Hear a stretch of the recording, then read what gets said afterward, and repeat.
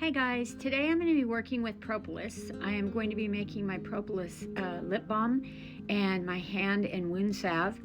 And so I needed to make up some base and thought I'd bring you guys along and show you my process. At the end of this video, I found an article and I'm going to read from it and share all the crazy good benefits that Propolis has. I'm so excited to share that with you. But anyways, let's go ahead and get started.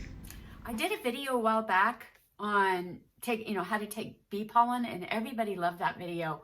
And we touched a little bit, me and my beekeeper friend Gary, we touched a little bit on propolis, which is one of my most favorite things that bees give us.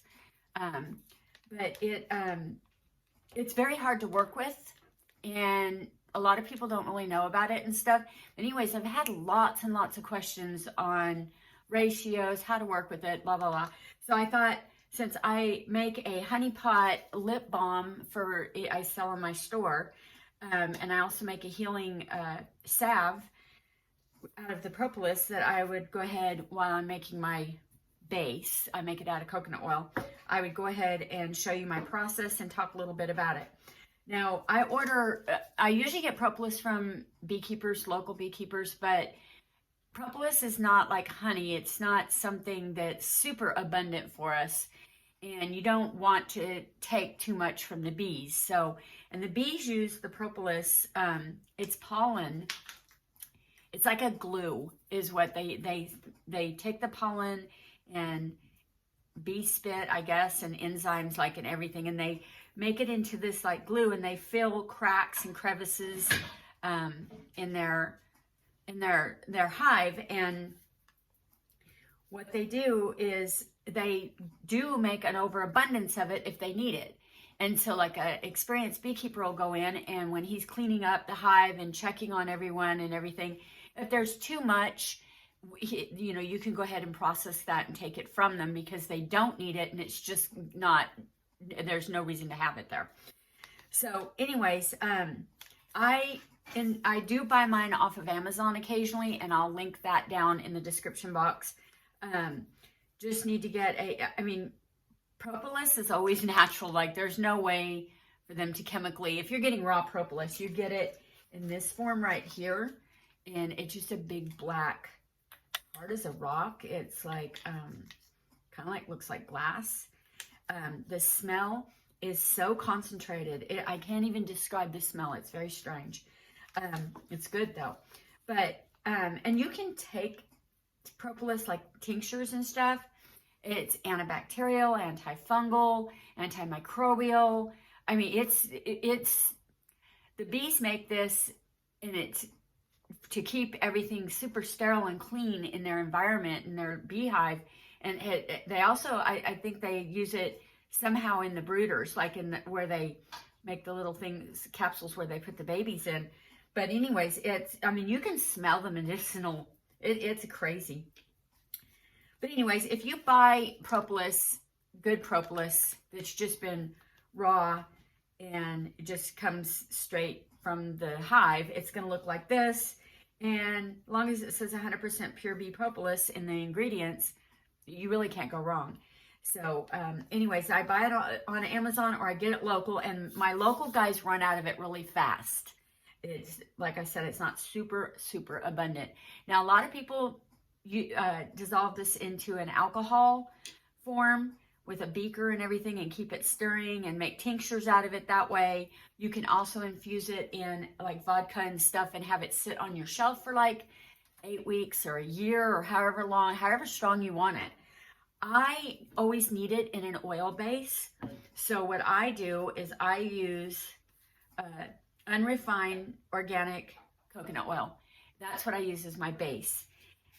So today I'm going to show you how I make that. What you're going to need to break up your propolis, because a lot of people have asked me, how do I work with it? What do I do? I get pliers, and then I hold off a little chunk and then just kind of break it like that, and it just cracks, right? And if it's hot, it's going to be sticky and gooey, and it's not. So you can even put it in the freezer if needed. I think the temperature in here is like 68, so it's pretty cold. and it breaks right off. People have asked me about ratios for, you know, infusing it, whether it's into the alcohol or the oils. That's going to be a personal thing, however strong you personally want it. And I don't know, I know a lot of studies have been done on propolis and everything, but there's nothing saying, oh, you need this exact amount, you know, to cure this skin condition or this health problem or anything. There's nothing like that.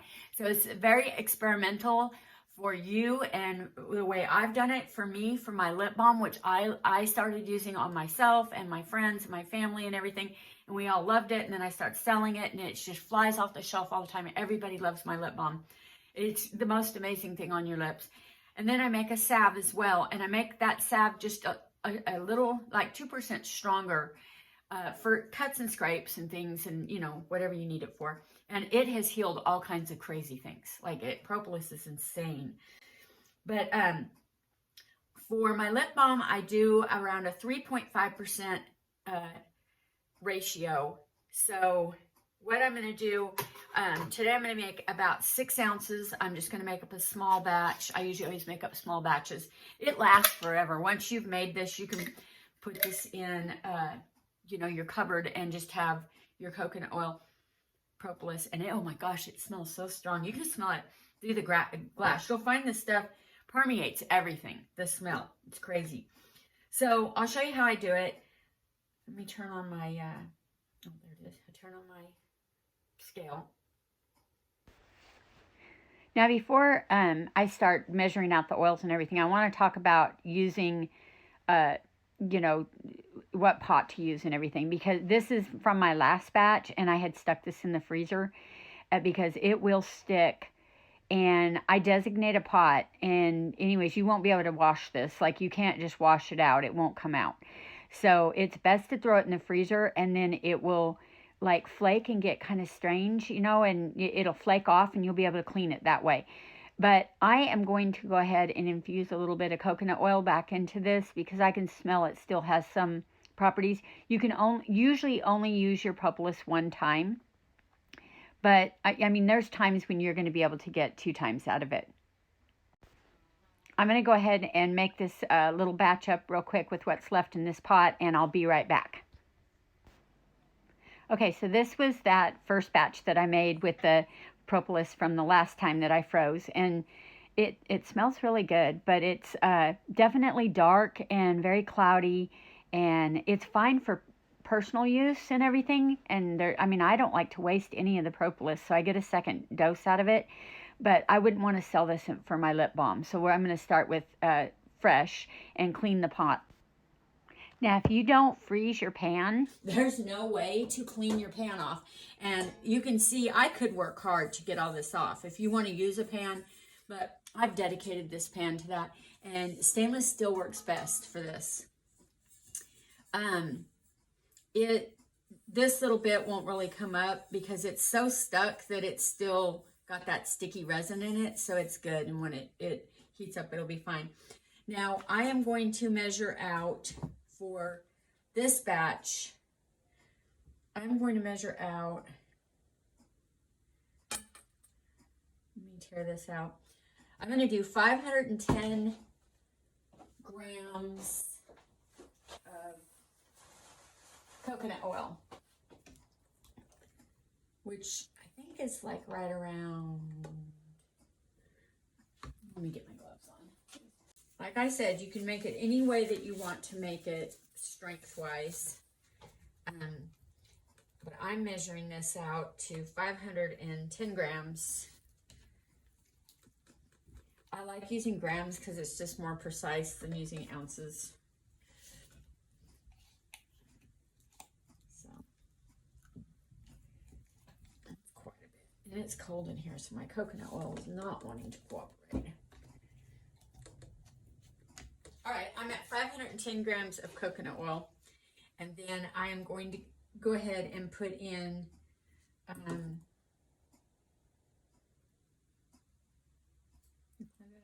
17 grams. I think it was 17 grams. Look at my recipe. 19. I'm going to do 19, and then I'm probably going to scrape off some of that. So, put that off to the side, and it's because it is such wonderful stuff. I'm going to go ahead and scrape that off, put that in there. Okay. Now, let me take you over here so you can see how I heat it. You definitely want to heat anything that you are working with beeswax-wise. You want it on electric stove or induction top or something. You don't want open flame. It's very, very dangerous to do open flame. Yeah, see when it smears on the pan like that, that's excellent.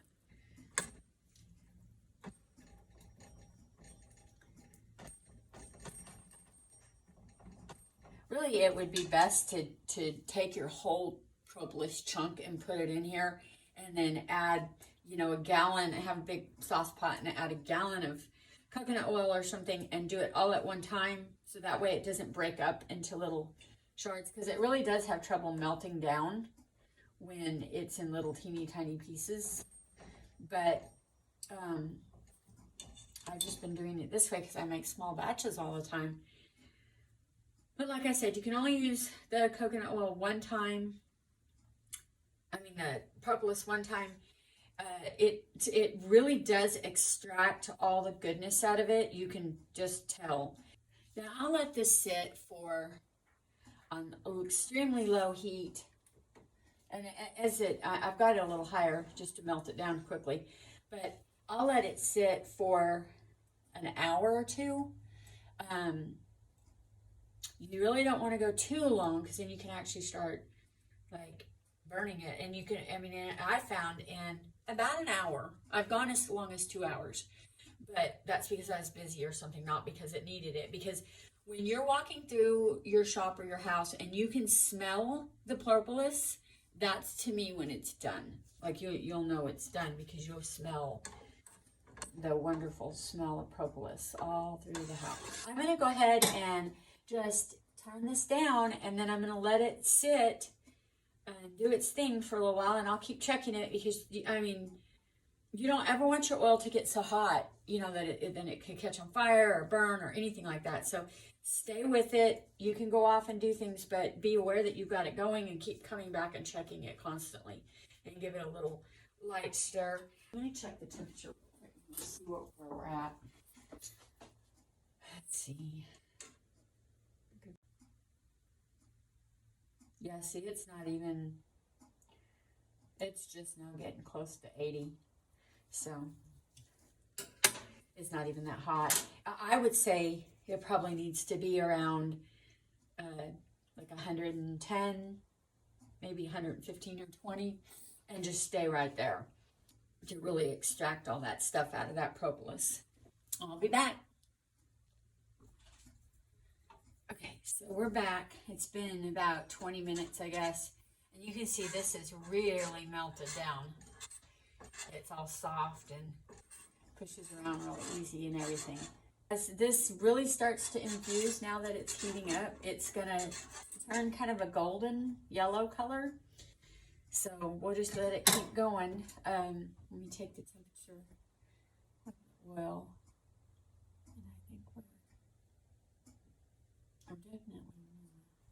We're right around 90 degrees. So we'll get a little hotter. We'll just keep going. I'm really starting to smell the propolis. The whole shop's starting to smell, and it's coming along good. So we'll be back in a minute. Okay, it's been nearly an hour, and I've come back about 45 minutes or so. And it is really, really heated up. And we'll break it up a little bit and string it up.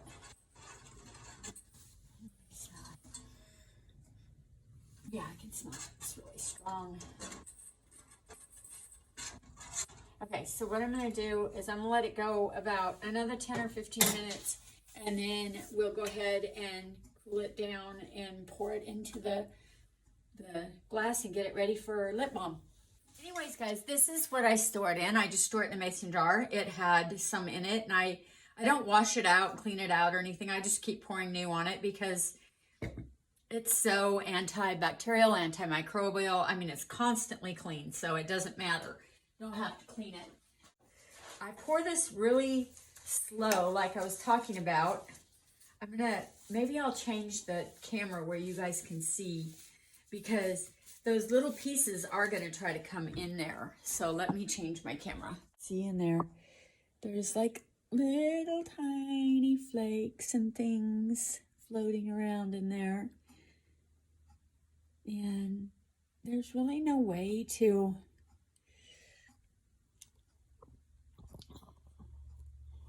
get that. You're just going to have to pour them.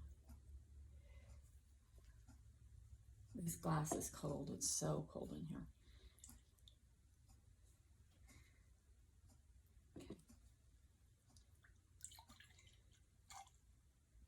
Okay.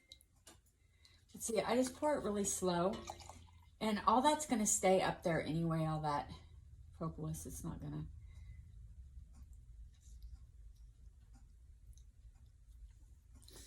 I'm going to get me another jar. Start another jar right here.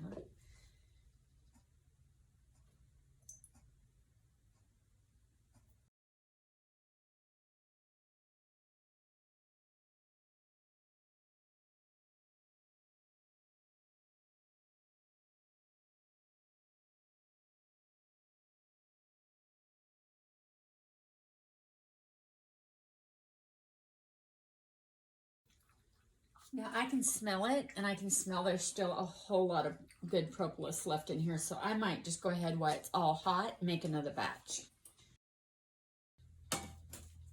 But yeah, that's it. I have just let these cool right here, and I'm gonna get the camera and see if you can see the little flecks floating around in there.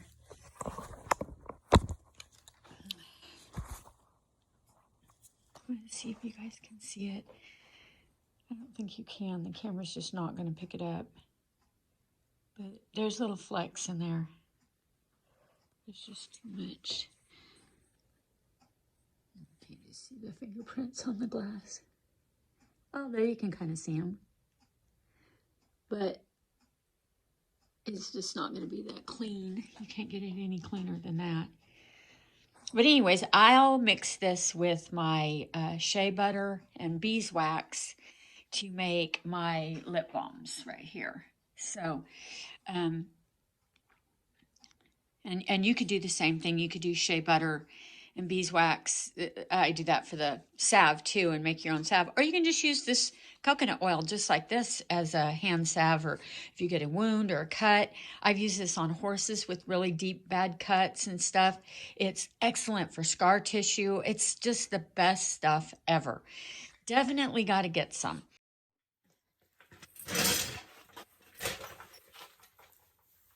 Okay guys, I just wanted to read something to you really quick about propolis, because I read all this stuff and research it, and I know all this stuff, but I can't always just remember everything. And then when I get done with the video, I'm like, oh darn, I forgot to tell them this or that or whatever. So anyways, Coco says hi. This is coming from Medical News Today, which is, I just thought it was interesting that they were putting something up on propolis. But they had, it's a really good article on Medical News Today, and it starts out with a summary of propolis is a resin that bees create. It contains a mixture of bee saliva, beeswax, and substances from plants and trees. Propolis may have some health benefits for humans, but more large-scale studies are necessary. Of course, they're going to say that. Okay, so it also gives a rough guideline. A propolis typically consists of tree and vegetable resin, about 50% beeswax, 30%, 5% pollen, and essential and aromatic oils, about 10%. Propolis also contains polyphenols, such as flavonoids, which are a type of antioxidant. That's awesome. Okay, a 2019 review suggests that people have used propolis as a medicine since the year 300 BC. Ancient Egyptian used propolis for embalming, and some doctors used it during World War II to help with wound healing. So that's crazy. The same 2019 review suggests that it may have the following properties: antibacterial, antifungal, antiviral, antiprotozoal, which means that it works against parasitic illness such as, oh, yeah, I did not, that was something I didn't know. I've never, so that would maybe be really good for the pets. I'll have to really dig into that one. Protozoas and that Giardia, whatever stuff is so, it's an infection that they get from the parasites in their stomach, and it's just horrible. Anti-inflammatory, antioxidant, and some of the substance presents in propolis may also have anti-cancer properties. However, all laboratory and animal studies into the properties of propolis and its components are promising. Few high-quality studies have proven its effectiveness as a treatment for specific conditions in humans.